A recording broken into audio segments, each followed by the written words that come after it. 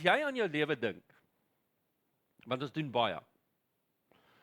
Hier dink ons pretty much baie aan ons lewens. Almal doen. En jy dink aan jou kinders se lewens.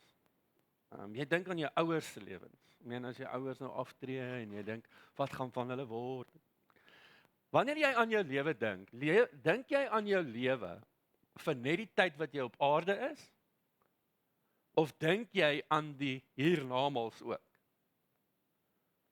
Want daar's 'n interessante gedeelte van ons menswees is, die mens dink nie aan die ewigheid sommer nie. Daar moet spesifieke goed met jou gebeur, sodat jy begin dink aan die ewigheid, aan die hemel, aan ewige lewe. En wat dit is dat wanneer jy by 'n ouderdom kom, waar jy agterkom, ek het minder daaroor om te leef. Want mense raak nie sommer 100 nie, van hulle doen.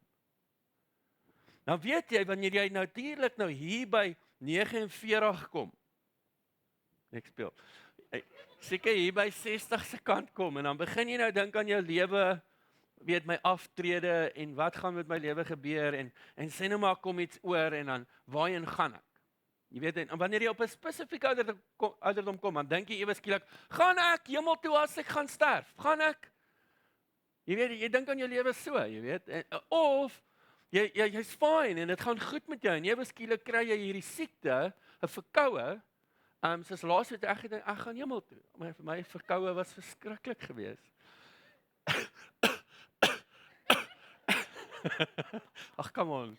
It's long naweek, man. Come on, ons kan net 'n bietjie relax. So, as jy siek word, dan dink jy ewe skielik, ja, is my saak. Dis my saak, hoe dink ek oor die lewe? En ek wonder, toe Jesus in Matteus 6 met ons gesels het, en hy sê, soos dit in die hemel is, so ook op aarde, of hy nie gesê het vir ons het nodig om te dink, dat die hemel en die aarde, wanneer jy in sy koninkryk inkom, is dit een plek. Dis een ding. Ek kan nie hier op aarde iets besluit, as ek nie die hemel betrokke gemaak het nie. Ek kan nie op aarde funksioneer, as ek nie die hemel betrokke gemaak het nie.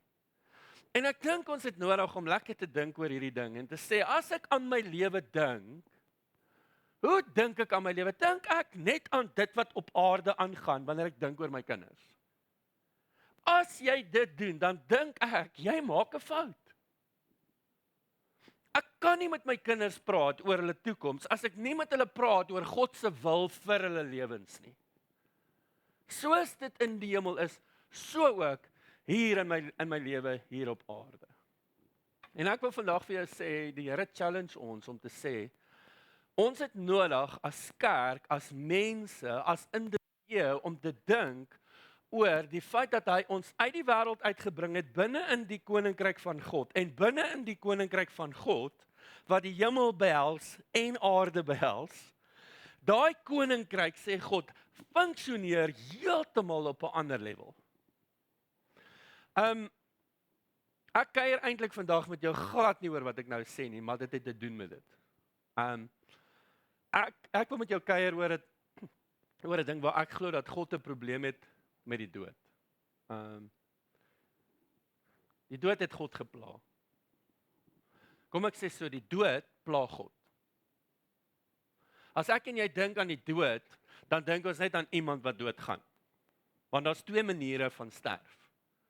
Die een manier om te sterf, ek dink ek het dit hier opgesit. Ek klik, ek beloof ek klik. Klik weer hoor.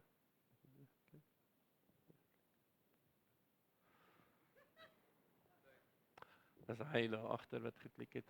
Sal jy klik? Nee, dankie. Death bothered God so much that he did something about it. Twee maniere van doodgaan. Just press that button again, thank you. Dankie. Die eerste ene, net so ietsie sê oor dood. Hy sê, wanneer jy liggaamlik doodgaan, death also marks the separation of the soul from the body. En dit is wanneer jy fisies doodgaan. Ons almal ken hom. Baie van ons het te doen gehad met dit, en jy weet, dis die einde van hierdie persoon se lewe. Sy siel, hy is nie meer daar nie. Is weg. Sy liggaam daar, dis wat dood is. Die volgende ene, death is separation, a dividing of things that ought to be united. So wat hy sê is dat death is a separation of things, dat was wat onderstel was om eintlik om in eenheid te funksioneer. Dis 'n geestelike dood. Nou wil ek jou gou-gou terugvat, hoekom die dood God pla. Toe God die aarde geskep het, het hy lewe kom bring, want ons almal lees Genesis, dan sê hy, in die begin was die aarde woest en leeg, en dit was chaos gewees, en God se gees het op die aarde gesweef, om die aarde gesweef, en hy het lewe binne in 'n gemors ingebring. Want God het na die aarde gekyk en gesê, hey, hierdie is nie die plan nie. Oral waar ek create, is dit eintlik maar net lewe. Ek is 'n God van lewe. Ek gee lewe. En hy bou hierdie aarde en hy sê maar kom en ons sit lewe op aarde wat gaan lewe voortbring. En hy sê kom ons sit verteenwoordigers van onsself wat life givers is.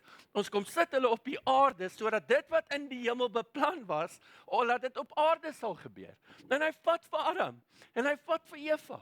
En hy sit hulle op die aarde en hy sê julle is die verteenwoordigers. You will give life to this earth. Die woordjie heers, het ek nou al baie oor gepraat, is die woordjie in Hebreëus wat sê, is die woordjie rauda, wat sê om af te krummel. Wat krummel ek af? Ek krummel my goddelikheid af op die skepping van God. Dis wat hy kom sê.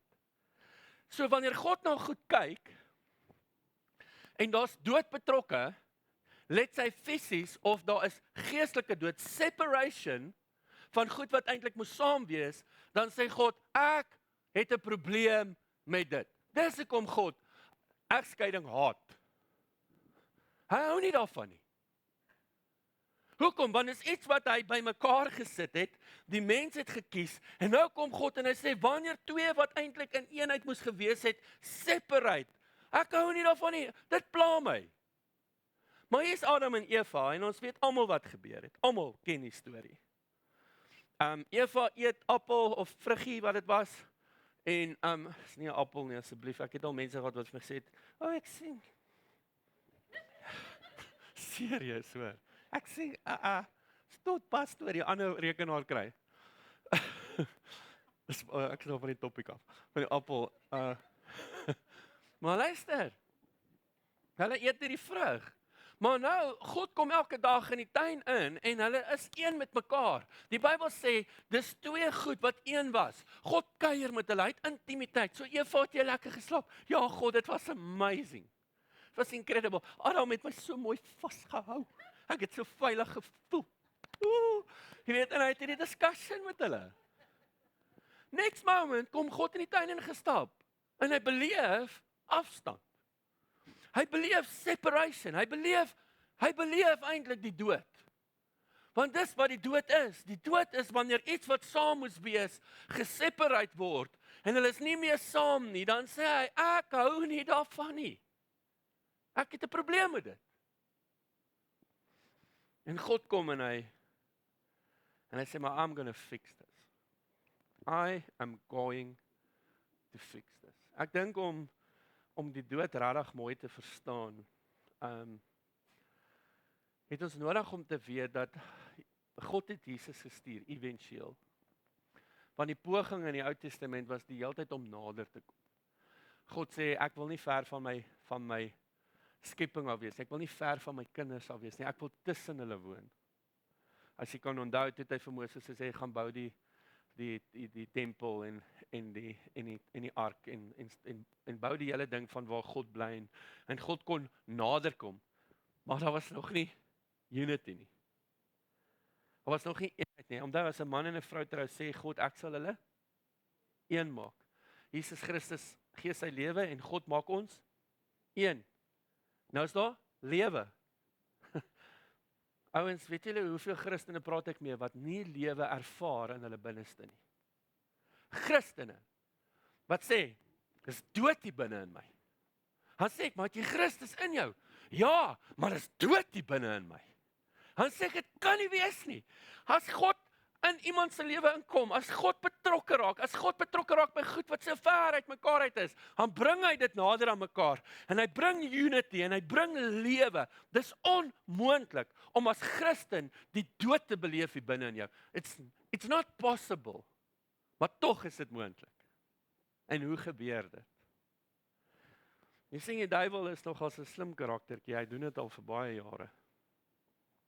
En hy operate in a spirit of confusion en sy grootste wapen wat hy het, is 'n leuen. Jy sien God sê en Martha het nou gesê, Jesus sê ek is die weg, die waarheid en die lewe. Die waarheid is die manier hoe God lewe bring. Die waarheid oor wie ons werklik is dat my vrou is liefde. Ek is liefde en God het ons een gemaak en ons is liefde vir mekaar. Dis die waarheid. Maar soms kom daar leuns in van dink, maar hoorie, ek's nie goed genoeg nie. Ek kan nie my vrou lief hê nie. Ek dink my vrou het my nie lief nie. En dan ewe skielik begin daar afstand kom en afstand kom en afstand kom en afstand kom en totdat ons agterkom, maar weet jy wat, hierdie ding wat so mooi moes gewees het, is ewe skielik so ver uit mekaar uitgedryf as gevolg van een ding wat leuns is. En God sê ek stuur die waarheid na julle toe. Jesus Christus, want ek het 'n probleem met die dood, en soos die waarheid nader kom, en ek neem die waarheid aan van absoluut wie die Here sê wie ek is, en Simonei neem absoluut die waarheid aan van wie sy is, dan kom die Here en hy herstel die unity, en hy bring ons nader aan mekaar, en hy sê, nou kan dan net lewe wees, want jy weet wat die waarheid is oor jou lewe, jy weet wat die waarheid is oor jou vrou se lewe, of sy weet wat die waarheid is oor haar lewe. Jesus het gekom om lewe te gee. Jy sien die leuen het 'n wesenlike implikasie in ons lewens. En ek wil vandag net met jou so 'n paar skrifte deel rondom die dood in die wêreld wat gekom het deur een persoon, en dit was ons stoute Adam gewees. Miskien moet ek hom weer draai aansit aan die kant. Kom ek kyk, dalk is dit.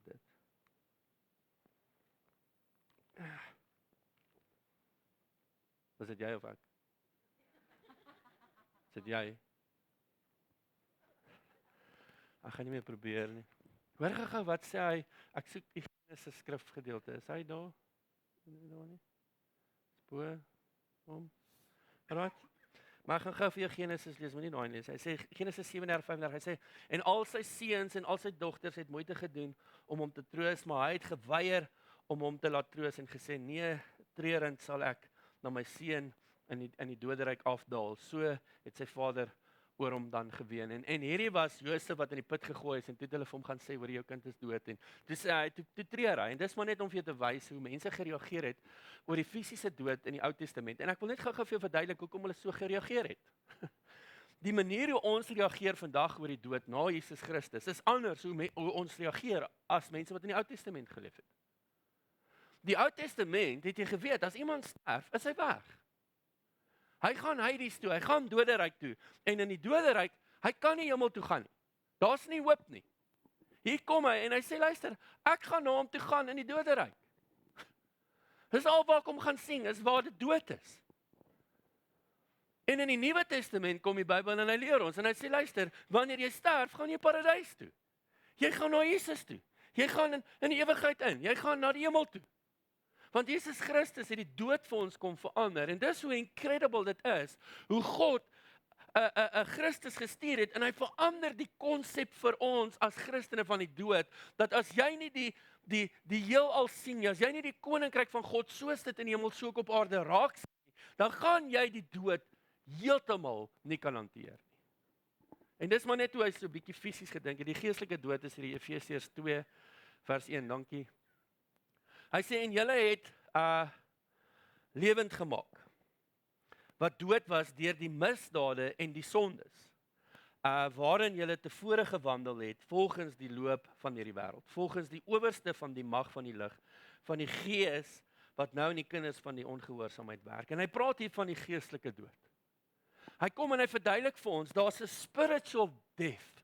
Met ander woorde, jy kan weet van God, jy kan weet van Jesus en jy kon hom aangeneem het, maar jy kan nog steeds in 'n geestelike dood, in die kapasiteit leef van luister, ek moet dit self doen en ek voel nie vervuld nie en daar's 'n geestelike dood in my wat ek nie altyd verstaan nie, want ek het nie 'n verhouding met hom nie. Dis hierdie godsdienstige gedeelte van jy wat in die wêreld leef en dink is okay en dink maar kan net dalk Jesus sy naam ken, maar eintlik is dit nie wat hy sê nie. Hy sê luister, daar's 'n spiritual dood wat oor jou lewe gaan kom. As jy leef soos wat jy wil leef en jy leef sonder Christus in 'n verhouding wat jy het met Christus. Daar's 'n storie in die Bybel, dit was Jesus se laaste wonderwerk. Wat ons almal ook baie goed ken, is die storie van Lazarus.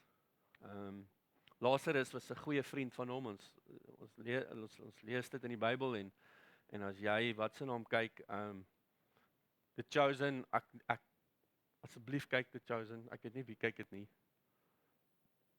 Jy kan dit op Netflix kyk of is dit op Prime? Is dit op Prime?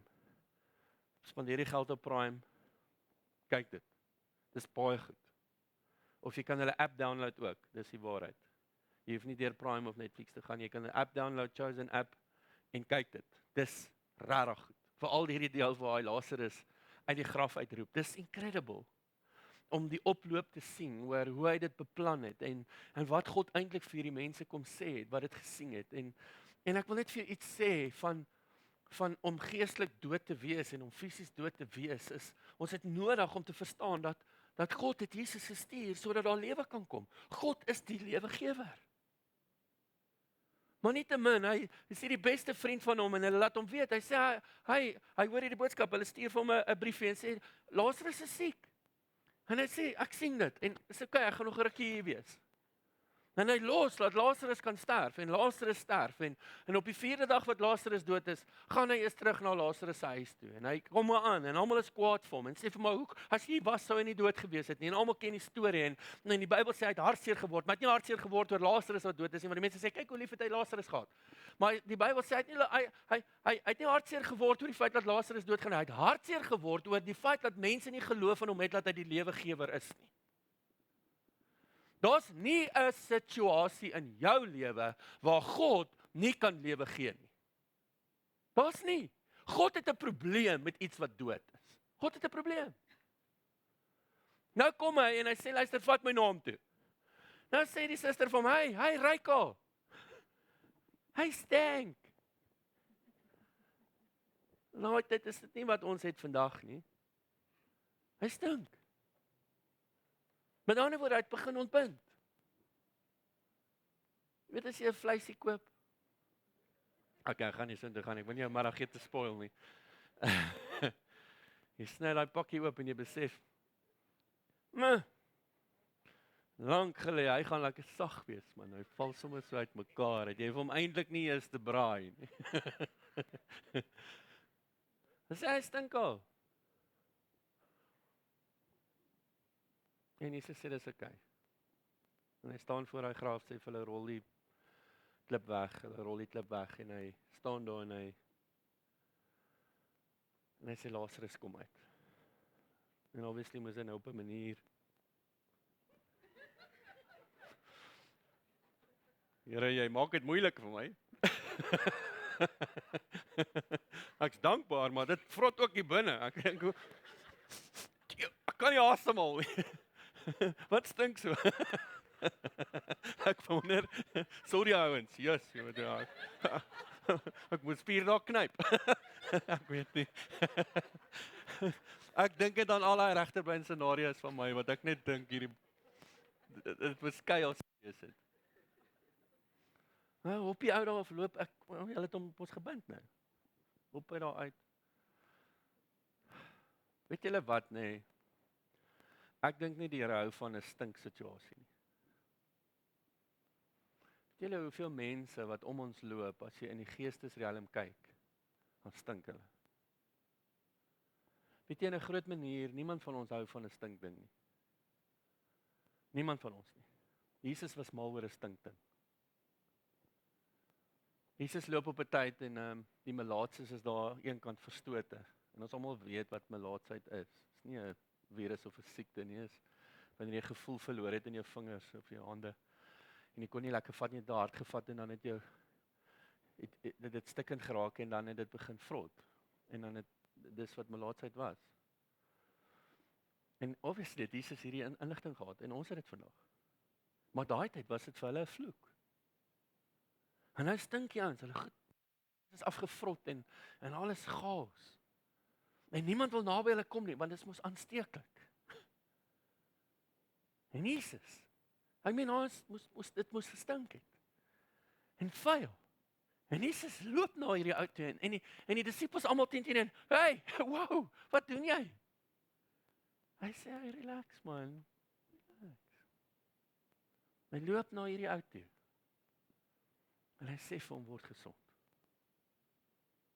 Jy sien die kerk hou nie van stinkgoedjies nie. Ek sê die kerk hou nie van gebroke goed nie. Die kerk hou nie van goed wat dood is nie. Die kerk bly weg van dit af. Die kerk wil nie te doen hê met dit nie. Die kerk, jy weet, sodra dit chaos is by die werk of daai mense of daai gebroken of daai stink en daai se lewe en daai organisasie en dan bly ons weg want weet jy wat? Hulle is melaat. En Jesus sê, "Hey, ek het gekom dat ek die kerk stuur in daai gebrokenheid in daai stinkplekke en daai graf wat dit so stink. Ek is die kerk en ek stuur ook die kerk uit soontoe." Weet, hierdie ou Lazarus, hy kom op haar uit. Weet jy wat sê Jesus vir hulle? Sê, "Maak hom los." Weet jy wat nee, ek glo mense stink vir 'n rede, want hulle glo leuns. Jou huwelik stink wanneer daar leuns toegelaat word in 'n huwelik. Jou lewe stink wanneer jy toelaat dat daar leuns in jou eie lewe toegelaat word, dan stink jou lewe. En weet jy wat, jy het baie keer mense nodig om daai stink van jou af te draai, daai leuen af te draai van jou lewe, want jy sal dit nie alleen regkry nie. God kom en hy create lewe in hierdie ou. Hy bring hom terug in die lewe in. Hy gee vir hom lewe. Hy bring lewe na hom toe. En dan kom hy dan sê vir die mense, "Haal die grafdoeke van hom af. Haal die leuns van hom af." Jy weet, as ek journey saam met my manne en die manne journey saam met my, hoeveel keer het van die manne al vir my kom sê, "Tiaan, sit daar. Carlos, miskien moet jy aan dink. Ek weet nie of daai lekker is nie." Of ek sê vir Tiaan, "Ek dink nie daai is reg nie. Dalk moet jy so aan daan dink of so aan daan dink." Jy weet, ons het mekaar nodig om seker te maak dat ons nie stink nie. Ons het nodig dat ons die leuns van mekaar afdraai om te sê, Jesus Christus, it's all about truth. Dis alles oor die waarheid, want die waarheid is die lewegewende faktor. Die kerk, soos ons hier sit, is op hierdie mission gestuur om lewe te gee. En al voel dit soms dis verby met daai ding. Al voel dit so soms is dit verby. Weet jy, daar's al soveel mense wat ons gesien het wat gesê het, hier is niks oor van hierdie huwelik nie. Dis klaar. Hier is niks oor van hierdie verhouding nie. Dis klaar. Dan hoor jy hierdie incredible storie oor iemand wat in iemand se lewe gaan in. Iemand wat iemand bly dien het. Iemand wat by iemand gebly het. En net heeltyd daai grafdoek afgedraai het en gesê, dis nie die waarheid nie. Dis nie die waarheid nie. Dis nie die waarheid nie. Dis nie die waarheid nie. In 1 Petrus 3:18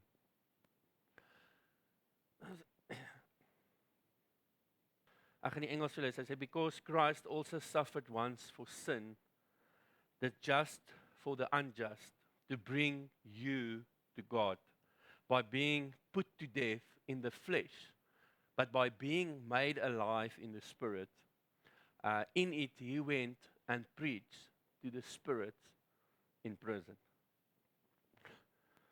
Weet jy wat, die Bybel leer ons dat daar niks sterker is as Jesus se waarheid en sy gees nie.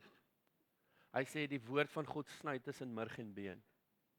En so baie keer kyk ons in mense vas, maar ons besef nie dat ons werk as kerk in my eie lewe, soms in my huwelik, in my verhouding met my kind, is ek daar om seker te maak dat wanneer ek daar is om die woord van God te vat, die waarheid te vat, sodat dit wat in in die tronk toegelaat is, dit wat gestak is, dit wat vas ons nou, Lazarus was gestak, hy kon nie daar uitkom nie, hy was gestak. En Jesus sê, ons bring die waarheid sodat mense nie gestak kan wees in 'n tronk nie. Dis ons primêre calling. Dis ons primêre werk, is om te sê, Here, ons kom soos Jesus sy lewe gegee het, en dis onmoontlik as die kerk nie bereid is om sy lewe te gee nie. Om regtig toe te laat dat mense uit die tronk uitgelaat word nie. En ek wonder vanoggend, soos jy sit, of jy verstaan dat as jy 'n kind van God is en God woon in jou, is jy 'n lewegewer. Jy kan nie hier sit vanoggend en sê ek ervaar die dood nie. En as dit so is dit omdat daar leuns betrokke is. En om terug te staan en te sê, kan ek en Simonay dalk by iemand gaan sit en sê, hier's wat aangaan, verduidelik vir ons, wys vir ons die leuen. Om my trots eenkant te sit, want ek is mos die rabbi van die rabbies. So om te sê, kom ek sit my trots eenkant en ek laat toe dat ek en my vrou sit by iemand en sê, dis wat sy sê, en sy is mos altyd reg. En dis wat ek sê, en ek is ook mos altyd reg. En dan te sê jy vir ons, draai vir ons hierdie grafdoek toe, want want dit is besig om te stink hier en is nie meer vir ons lekker nie. Maar so ook, elke area waarin jy gaan, waarheen die Here jou stuur, is jy besig om die waarheid soontoe te vat, en van die stink ontslae te raak, en om die lappe af te draai van mense wat gestak is. Want ek sê vandag vir jou, ons werk met baie mense, en daar's baie mense daar buite, wat stink. En ons bly nie weg van hulle af nie, maar ons het nodig om te besef, die Here stuur ons om lewe te gaan gee. God het 'n probleem met die dood. Stuur hy Jesus. Amazing, hè? God het 'n probleem met die dood gehad, raai wat? Stuur Jesus ons. En waar ook al ek en jy gaan, is ek en jy besig om lewe te veroorsaak. Hoekom? Want hy wat in my is. Die Bybel sê strome van lewende water sal uit my uitvloei. Ek weet nie of jy verstaan, toe Jesus dit sê, waaraan het die mense gedink toe hy dit sê nie. Want Jesus het altyd goedjies gesê, wat hulle in die Ou Testament verstaan het, en toe het hy dit na homself toe gebring, na die werking van die Gees toe. En die beeld wat hy probeer oopbreek het vir hulle in daai moment, was toe Israel deur die woestyn stap, en hulle dors geword, was nie water nie, toe sê God vir Moses, vat jou stok en slaat hierdie rots, totdat daar water uitkom. En hulle het daai plek gekry, gaan Google dit bietjie. Die plek waar daai water uit daai rots uitgevloei het, in die middel van die woestyn. Die rots is so oopgesplit, en die Bybel sê, dit moes oor 1 miljoen mense water gegee het, en ek wil vir jou sê, luister ouens, dis nie 'n spruitjie nie, 'n miljoen mense moes daar wag met 'n koppie nie, dis 'n vloed wat uit daai rots uitgekom het, strome van lewende water. En ek sê vandag vir jou, en so baie keer glo ons die leuen, dat ek en jy nie die lewe kan gee nie, dis nie ek wat en jy wat dit doen, is ons gehoorsaamheid en toelaat dat God vir ons kom lewe gee, sodat daar 'n wêreld is wat nie meer stink nie. En dis moontlik, dat ek en jy dit kan ervaar. En miskien vandag is jy iemand wat self voel, maar weet jy wat, ek stink. Ek weet vandag, ek stink. Ek sê, ek stort in die oggende, meeste van die tyd. Is maar meestal om my vrou weg te hou van my af van die aand, want sy is altyd so oor my.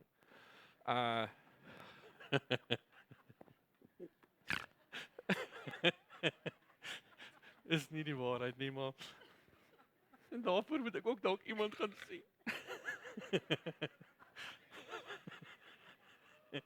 O, heerlikheid. Waar was ek? Stort in die oggend. Ek Vrydagoggend is ek vroeg by die manne weer, en ek kon nie uitkom om eers huis toe te gaan nie, en goed, en nie te min, ek sê toe vir my sekretaresse, bly net weg van my, want ek stink. Sy sê, okay. Niemand hou van stinkgoed nie en soms ryk ek myself.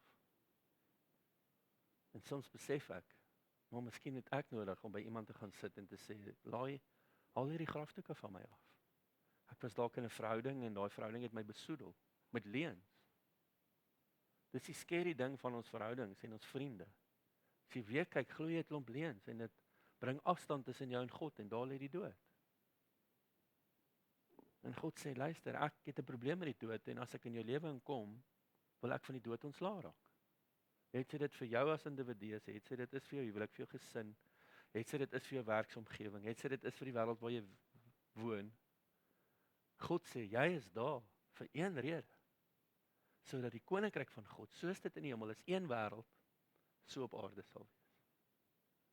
En mag jy vanoggend net weet, dat ons is hier vir jou. Ons is hier vir jou as individu, om jou te help om soms die doeke af te draai. Ons is hier vir jou as paartjie, as huwelik, doeke af te draai. Ons is hier vir jou soms as jy dalk in 'n verhouding sit met jou kind of met jou pa en jy kry dit nie uitgesort nie, ons is hier vir jou. Ons is ook hier vir jou om jou te bemagtig met 'n woord soos vandag, wat jou toelaat om in jou omgewing te verstaan. Ek verstaan dit stink daar, maar ek gaan daartoe gaan en ek gaan 'n verskil maak. Ek gaan 'n verskil maak. 'n Simpel storie is, ek hoor die storie, ek sluit hiermee af. Ek weet die Sable Hills is 'n amazing mooi plek en vir julle wat daar kan bly, soos bly vir julle. Ons haat julle nie, die heeltyd nie.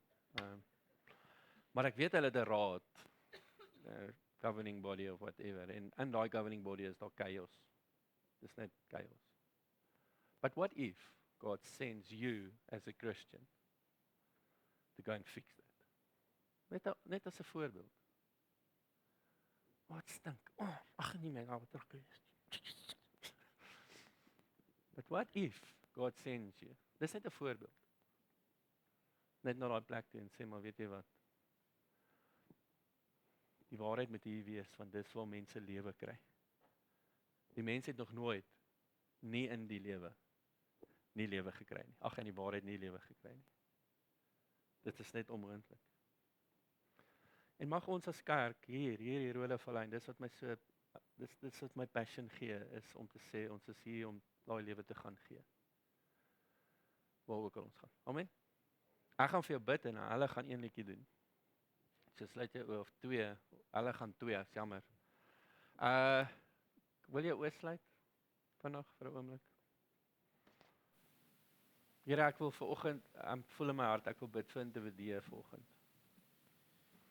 Individue wat hierdie grafdoeke beleef, die leuns wat mense oor hulle gesê het en hulle dit begin aanvaar. Hulle het eienaarskap gevat oor die leuns en gesê, miskien is dit die waarheid oor my lewe, ek's nie goed genoeg nie.